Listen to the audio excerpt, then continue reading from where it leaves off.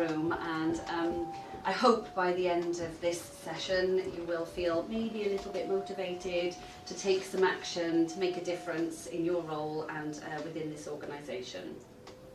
Clara means fair play in Welsh. We are the Welsh Women's Charity, founded, yes, 25 years ago, just celebrated our anniversary, because there was a need. Women were coming forward, they wanted to be represented, and there was nowhere for them to go. So Clara, along with the Women's Workshop and other organisations, came together to give a platform for these women to be able to show the economy exactly what they had to offer. International Women's Day was founded 100 years ago by the suffragette movement. 1911 was the first International Women's Day, and we celebrate International Women's Day to highlight the plight of women, celebrate the achievements of women, look at how far we've come, but certainly how far we still have to go. And this is by no means, you know, we can celebrate achievements, and just today, this morning, I saw 100 Welsh women celebrated in Wales Online, from all aspects, from all careers, from all sectors, which is brilliant, but we need to be looking at those women around us, in our own environment, in our own workplace, in our own community. Who inspires you? It's brilliant to see that you've all nominated people, and I was reading some of them earlier, things about these women's history, the work that they do, how engaging they are, the commitment they have to one another. Why do we need one day a year to do this? Why do we not have a culture of feedback that enhances this and showcases this? So every day we're telling somebody, thank you, well done, little bit of recognition goes such a long way. And this is not just women, this is for everybody in the workplace. Today is celebrated and supported globally by men and women. It might be International Women's Day, but we need men as well. We have to work together if we're going to progress. We have to work collaboratively if men and women together are going to achieve things, if there's going to be an equal playing field. We all have, not all, but many of us have sons, daughters, and women impact on every part of society, on every part of the economy, and every part of life. You can't get away from it. It's about what we can do together to make it fair and equal for all. So today is a big day for inspiration, and it's a day to mark where we're at, where we've got to go, and the things that we can do. And we don't all have to be one of the 100 women, you know, in the Wales Online poll to be inspiring. There are women around us everywhere who will look to us to be those role models, to be those ambassadors, and to have inspiring qualities. So, what does it all mean? International Women's Day each year has a theme. This year's theme is Press for Progress. If you've seen anything, any pictures, any social media, it's all about how we can progress. Because if nothing changes, nothing changes. You know, we accept that if you want to move forward, something has to change. So, how will you do this? I will maintain a gender parity mindset. This is not just about education for women and girls in this country, all over the world. I know we start with our own doorstep, but we have to think about what's going on globally as well, and ensuring that there's a place for everybody and everybody has that chance. Challenge stereotypes and bias. You work in a male-dominated sector. Your organisation might be quite culturally diverse. It might be that you have stereotypes. It might be that there is a lot of banter. It might be that there's bullying, abuse. It's about challenging those things and being able to stand up, and not only having a tick box for policy and processes, but to ensure there is a support network if any of these things happen. You know where to go, and you know that there is that support available. Forging positive visibility of women. I give you the Hall of Fame in this room today, which is amazing. As I said, it doesn't have to be on Wales Online, you have it here. It's about sharing with those around us. Influence and help the belief and action of others by things that we do. You know, we have an impact on everybody around us. All the things we do, our behaviours, our attitude, our personality, whether in the workplace, whether in the home, that has an impact to somebody somewhere. So it's about ensuring that you use that influence, if you have that influence, to make it a fair and equal society. Celebrating women's achievements. Who's done well? What have they done? How do we know about it? It's not about bragging, oh, I won this, I've done this, I'm the best at this, I hit these targets. It's about sharing amongst all of us, recognising what the other person has done, men and women, but highlighting what these things have done. You can't be what you can't see. And that's a really powerful message. You know, if you're expecting something of your daughters, of the women around you, who are they looking to? Where are they getting this information from? Where are they getting the inspiration from? Are they motivated? So we challenge stereotypes. We look for 50-50 on boards. The Welsh Assembly, when it was first founded, had a 42% of women. That's going down. What's being done about it? Clara had a leadership day in the Assembly quite recently to try and highlight women in politics. Why are women not interested? Are there barriers preventing women from being involved in the political arena? How can we encourage more people to be active? Do we know our local politicians? Do you know your local Assembly member? Do you know how to find them? Do you know the things that you can do? You know, how aware are you about all of these things? And unless there's a succession plan in place for other women in politics, in IT, at director level, on boards, unless we're encouraging those in the pipeline to come up, how are we going to ever achieve that 50% representation? We all have a responsibility to highlight those around us, to show opportunities, and to enable those women to take up those opportunities, the training, the shadowing, the coaching, the mentoring, the networks, whatever it is that's needed for those women to get where they need to be. Lots of campaigns of late where there's women speaking up. We've got the Me Too campaign, Time's Up campaign. If you've watched the news recently, there's conversations going on everywhere. It's raising the narrative. It's opening up those channels for women to be able to speak. It's not all great. There are obviously arguments on both sides. However, women now have a platform. The media has realised that women's voices need to be heard, and it's part responsibility of everybody to ensure that those voices are heard and to ensure that those policies and procedures are not just tick box exercises, that they are people in organisations that you can go to and support networks to ensure that your voice is heard.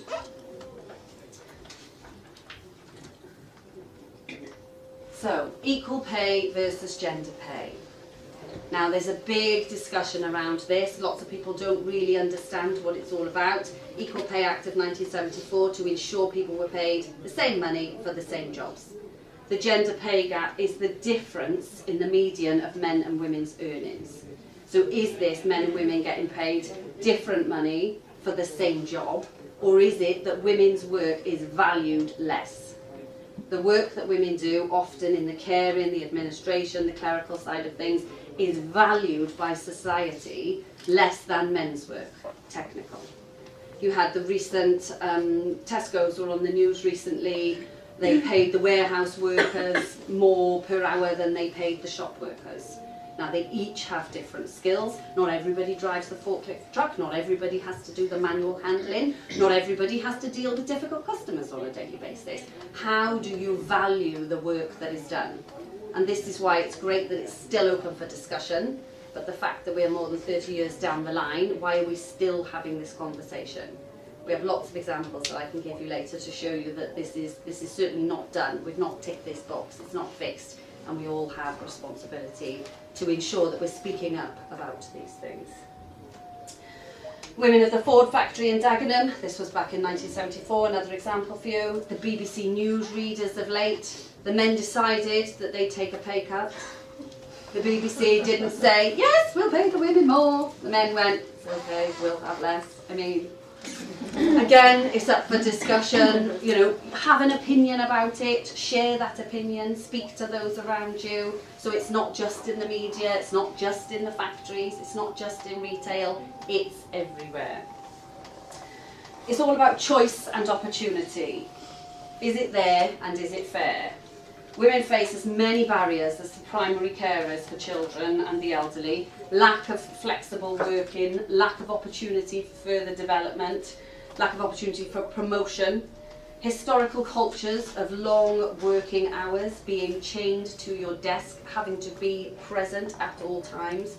These are barriers to women being able to progress in the workplace, being able to take on extra opportunities, extra training, and any potential promotions.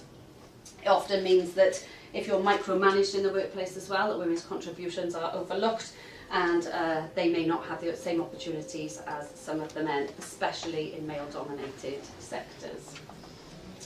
We have case studies including a women's surveyor, an engineer and a solicitor, all being paid less than their male counterparts. Now, when organisations are not transparent about the pay scales, transparent about who gets what and why, then you get this disparity. Exactly the same role they were doing, and this is not on. So we continue to highlight and address these issues, we continue to bring up these things, and we continue to ask for people's support. Come forward, let us know, share your experiences, because they can help others. So gender pay versus equal pay. So why do we still need to address the gender pay gap? These are our statistics. Of all working women in Wales, only 8% are managers. This is compared to 12% for men.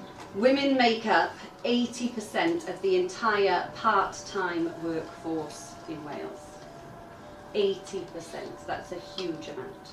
And part-time work is often devalued. So the wage that you'll be getting for part-time work is less. Even those that are on a full-time wage but work part-time hours seem to get less. Why is this? Why is it that if you're not present for 35, 40 hours per week in the workplace, it's not deemed that you have the same value for the same work as other people are doing? The top 100 Welsh companies in Wales, there are only 6 CEOs that are women. That's 94 that have men CEOs. How do you represent an organisation that services the people of Wales if you don't have an equal representation at the top? So 6 companies. Challenge, find out who those 6 companies are.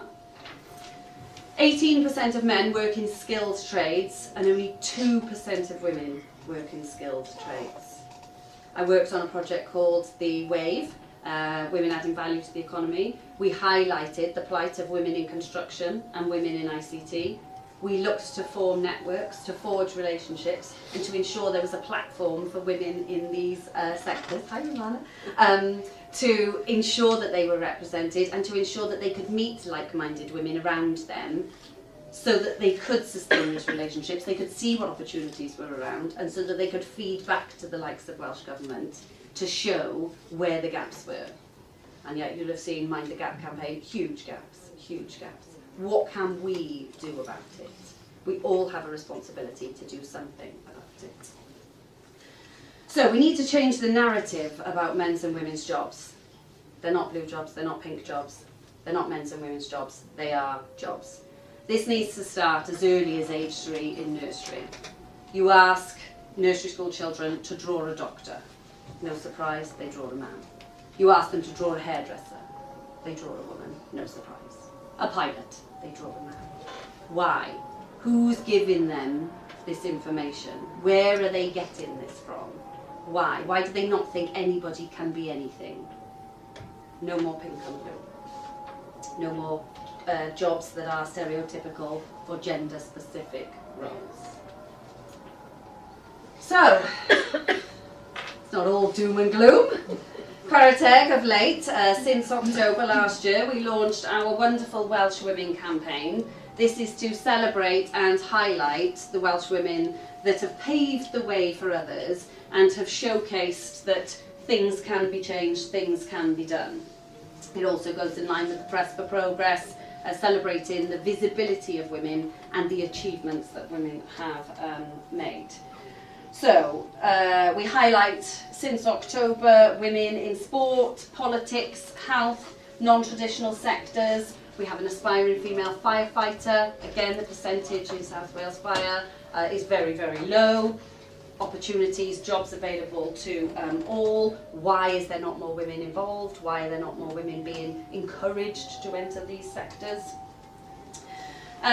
This will culminate in the People's Choice Award, where we will choose one of the amazing Welsh women that we've showcased, and they will be given an award at our ceremony that I will tell you about shortly. We've recently supported the unveiling of the first purple plaque. You may have heard of blue plaques. They're to recognise people and to recognise work that's been done in certain areas.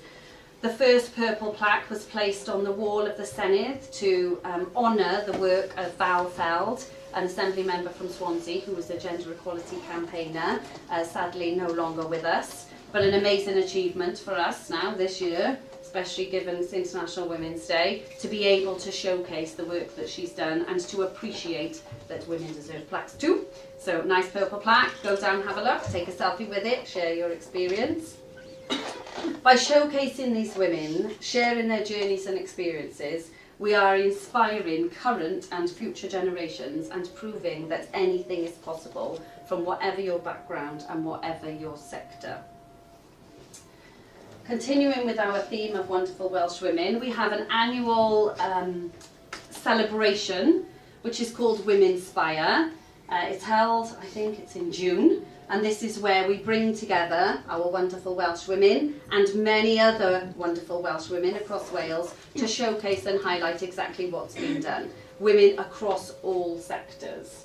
Unsung heroes, politicians, communities, individual women. It's an evening of celebration, an amazing lineup.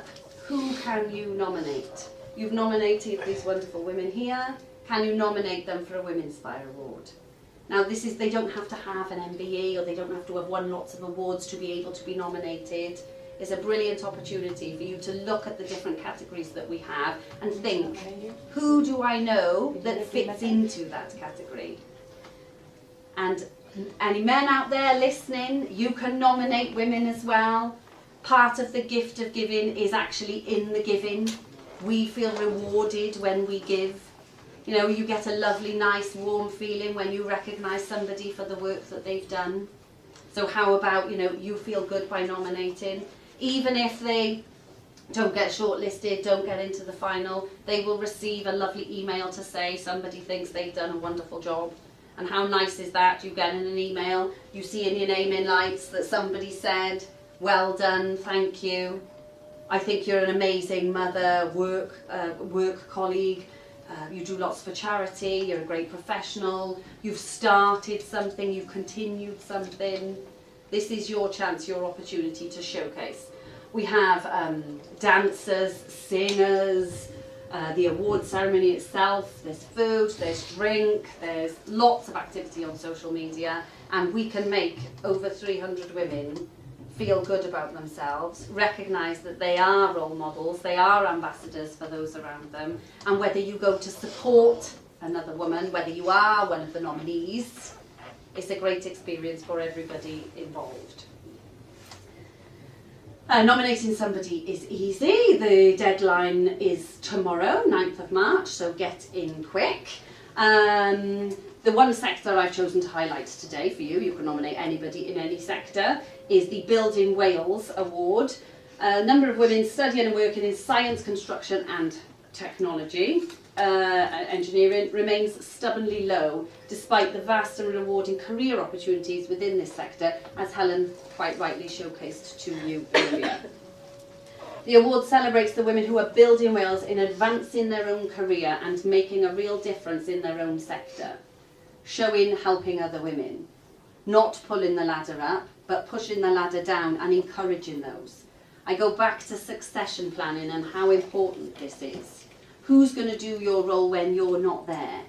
Who can you inspire? Who can you motivate? It's not all about keeping everything in your head. You have a knowledge and a skill set. It's about sharing that out with those around you. If we all have a bit of that knowledge and skill set, surely we're all going to be able to grow. So our winner will be encouraging other women into these disciplines and supporting women to progress on their career path. I'm sure you could all nominate somebody here, and you can all nominate Helen, but I'm sure there's other women as well within this department, within your sector and organisation, who are worthy of a nomination, if not the award itself. So, this is us at Clara Tech. We celebrate everything, as you can appreciate. It's all about showcasing the work that we do. That was us at our last graduation ceremony. It's about spending more time with women that we work with. We do have men that work for Clara Tech as well, and we have quite a diverse team, which is brilliant. But we do showcase everything that we do to ensure that people realise there are more opportunities out there. You get into a tunnel view, tunnel way of thinking, and don't often see that there's other opportunities to progress, whether that be further learning, whether that be networking, mentoring, coaching.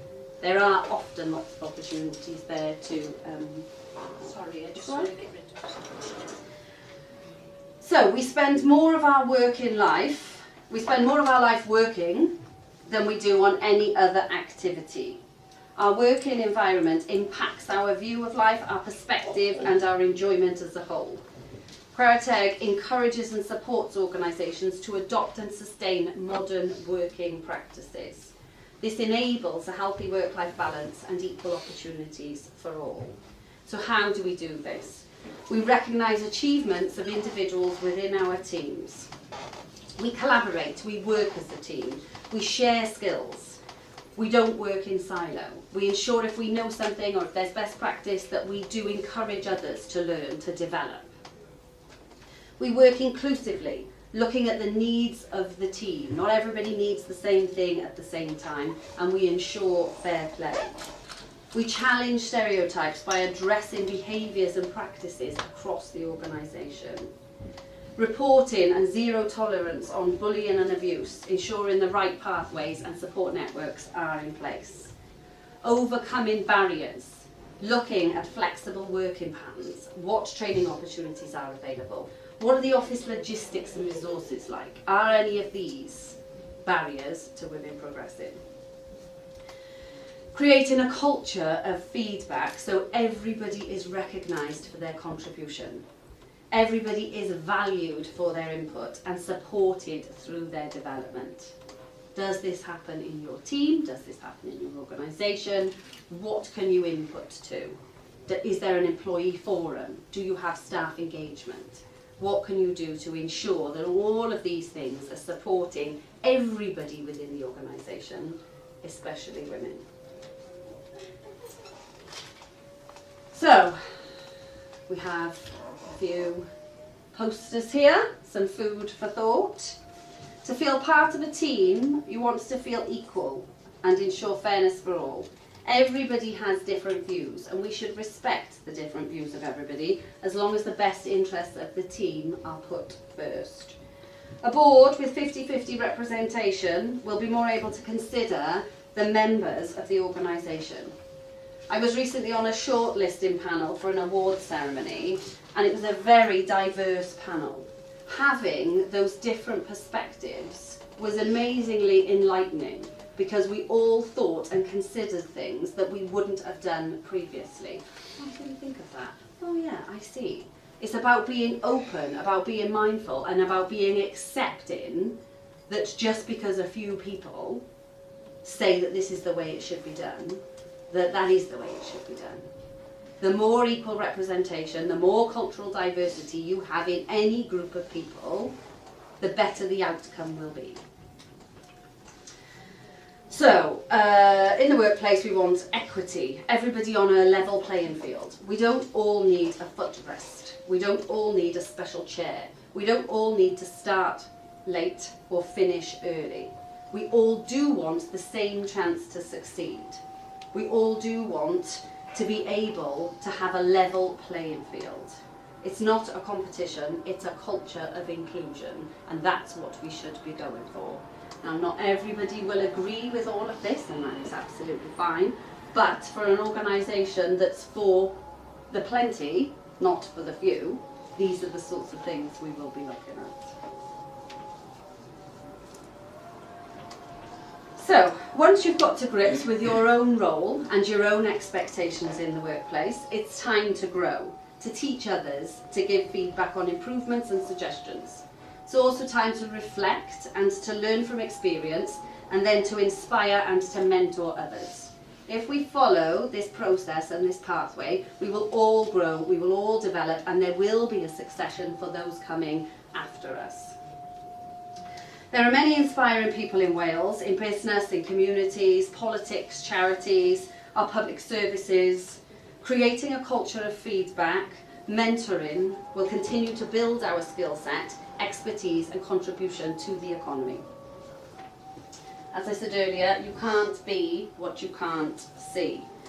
Some pioneers would disagree with me here, and someone always has to come first, to break the mould and go where no man or woman has ever gone before.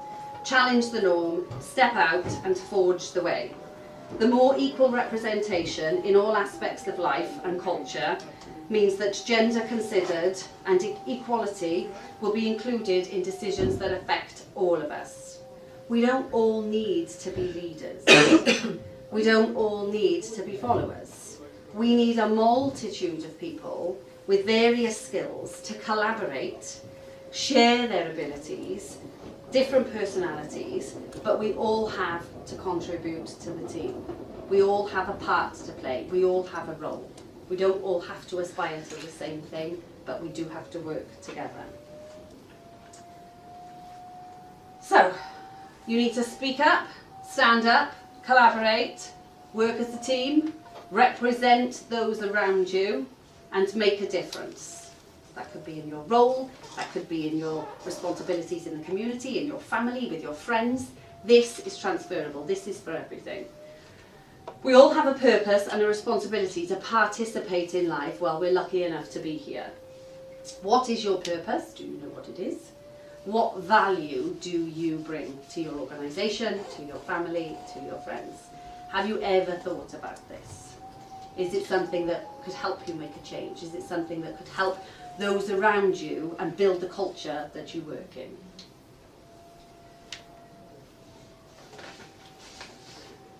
So, what is my value? I'm here to talk to you today from Clara. I'm passionate about equality.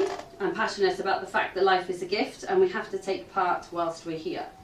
I engage the learners on our course and encourage them to step outside of their comfort zone through training, coaching and mentoring. It's so easy to be demotivated by your situation and not do anything about it. That is, though, your choice. We always have a choice, and doing nothing is actually a choice. Putting up with whatever you're unhappy with is a choice you've made, because you could do something about it. It might be hard, it might be challenging, but you do have this choice. All choices have consequences, whether good, bad, indifferent, and it's about evaluating what those consequences will mean, and if you choose to stay where you are, if you change nothing, nothing will change. You will see from my slide that my life took the most tragic turn, suddenly and unexpectedly. No family should ever go through this. Something had to be done. My purpose was reaffirmed. I had to stand up and speak up. And I'm here today to show you, whatever your circumstances, you can make a difference. If not to change your own situation, but to change others. So, the worst year of my life, and I was recognised for a Pride of Britain award. You will see that this is for awareness and fundraising of type 1 diabetes. I did not achieve this alone. My family, friends and community pulled together in memory of Peter. Together with Diabetes UK, we took our petition to the top of government, to the Senedd and to Westminster. By our side from day one, I'm honoured to have here today Clara from Diabetes UK joining to support, network and help raise awareness. Earlier I spoke about value and about purpose.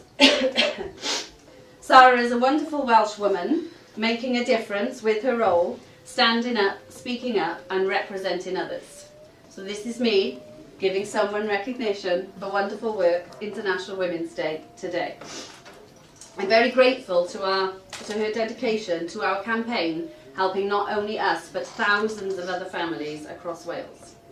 My colleagues at Clara give me the time and support needed and are a force to be reckoned with. Many amazing people contribute to me having a great work-life balance.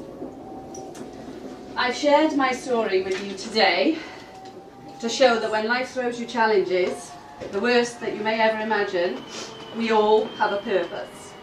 One person can make a difference, and we should all ensure that we make life count. Sometimes you need to ride the storm, but the sun will always come out. Thank you for listening. I hope today you've taken some things away, and I'm happy to take any questions.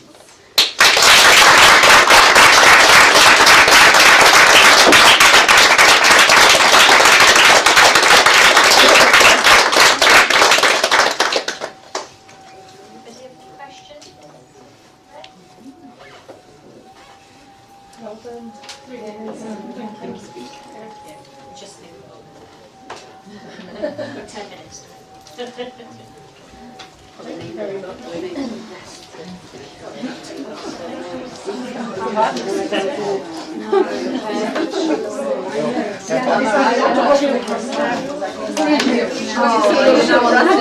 didn't see that coming. I didn't see you.